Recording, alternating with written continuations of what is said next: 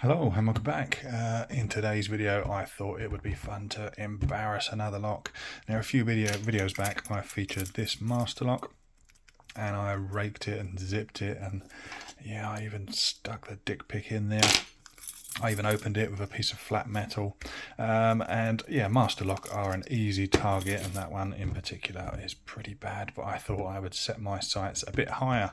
So in today's video we're going to try embarrassing this one. This is an Assa 600 with gins. Now these are quite notoriously difficult to pick because you've got the gin pins up top, and they've got a, let's grab a little, I've got one here. If you're not familiar with them, that's the pins that sit up top, and you can see that really sharp lip on the bottom of the pin, and that bites into undercuts in the plug. You drop into a full set when you pick it, and then you have to float pick all of the gins out of that counter milling. It's a real pain in the arse to pick and takes some time, so it's quite an advanced lock. But not all locks are created equal, and this one certainly proves that. So this is part of the notorious eBay Assas. If you're in the UK, a little while ago there was an eBay seller selling these Assa 600s quite cheap, all sorts of different bitting, but the last three pins particularly are pretty much all really low cuts. There's a different key there. That's the one we're looking at. They're all very low cuts, and it essentially makes these locks very easy to pick because you've only got to pick a couple of the pins. This one in particular has got really low cuts there, and that makes it quite easy to pick. So I thought it would be interesting to poke fun at it, just to make Masterlock not feel as bad for producing crap like that. Anyway, so yeah, we'll get him in the vise and yeah, see if we can't open him up quickly. So there he is, all secure in the vise, and there's the key, there's the bit in, and there's the lock working. We will of course do a gutting in just a minute, but first of all let's see how long it takes to get this Assa 600 open with this wave rake. And there we go. I'm not sure of the exact time on that one. We've got this one open. Let's see if we can repeat that. That was knocked the retention wrench out. That might be a record, raking open an Assa 600 fully populated. Let's see if we can get a similar time there. Oh, he's holding up much better this time. I obviously caught him off guard on that first one. Third time lucky maybe. Come on, give it up. There you go. So it took a lot longer on that second attempt. Certainly more than the Masterlock. Let's see if we can yeah, use the d1ck on this fella and see if we can get him open that way, just for a little bit more embarrassment. Obviously this is going to take a little bit longer, and perhaps, you know, use a little bit more skill, but not a great deal. Certainly getting some counter rotation, a little bit of movement.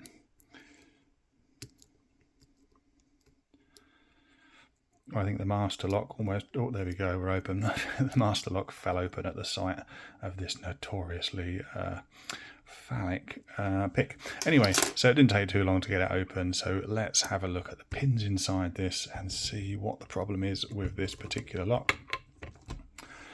I've got to get some gutting stuff out, bear with me. And I need, I think we got, yeah, Torx on the back of it, which that one doesn't fit.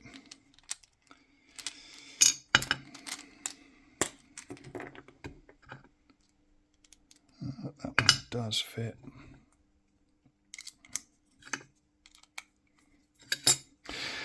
Yeah, it is really disappointing. The eBay seller that was selling these, I think everyone in the UK group got excited and bought them because, you know, gins up until the point that this seller was selling them on eBay were pretty,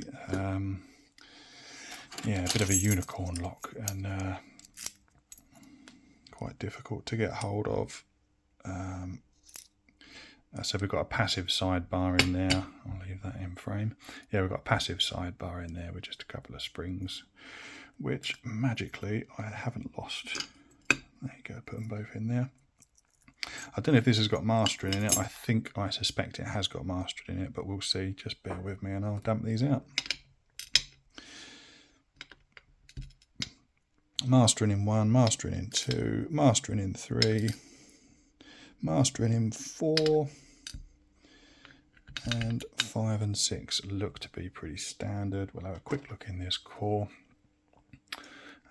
So with a lot of Assa 600 with gins, you don't have any countermilling in the third chamber, but we've got it in the first, the second, fourth, fifth, and sixth. And then we'll look up top for these key pins. I'll just show you it popping out there so you can see that all the gins are facing the right way. There's one. There's 2.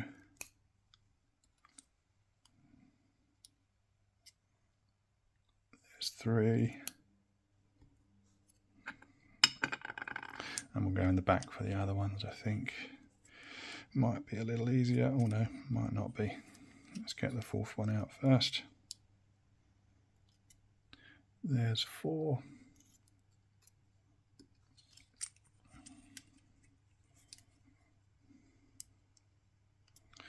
That's the 6th one, another gin. And these pretty much come with all the gins. Up top, there's the 5th one, you can see there. So I'll just show you those pins, get a quick close-up. So we've got all standards at the bottom, mastering in the first, second, third and fourth chambers. Mastering just means you've got these little extra pins, which means that several keys will work with this one lock. And the mastering does make it easier to pick, it does make it easier to rake. So, you know, but even if it didn't have these masters in, I'll show you the, let's just grab the, where's the plug? There's the plug. So I'll drop these pins back in.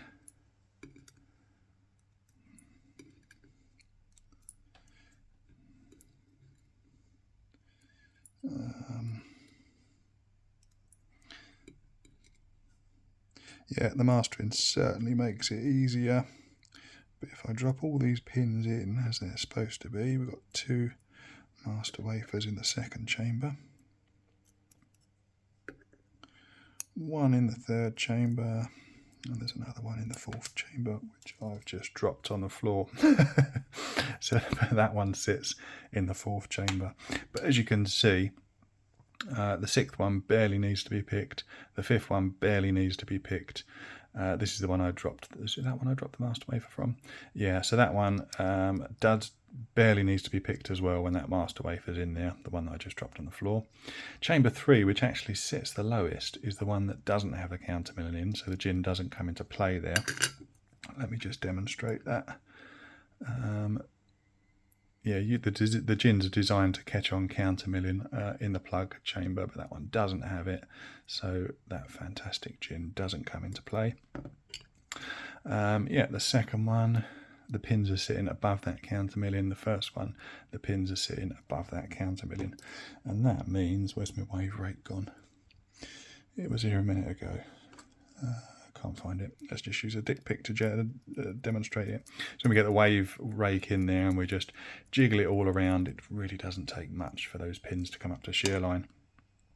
Anyway, and what that means is that this tiger of a lock is actually a pussycat in this configuration. It's just, yeah, real shame about that bitting. But I thought it was only fair, since we were poking fun at Masterlock's terrible bitting a couple of episodes ago. I thought I'd do the same with the Assa 600. Anyway, thanks for watching. I'll leave a little d1ck logo up there so you can subscribe. That's always appreciated. Thanks for picking with me today, and I will see you on the next one.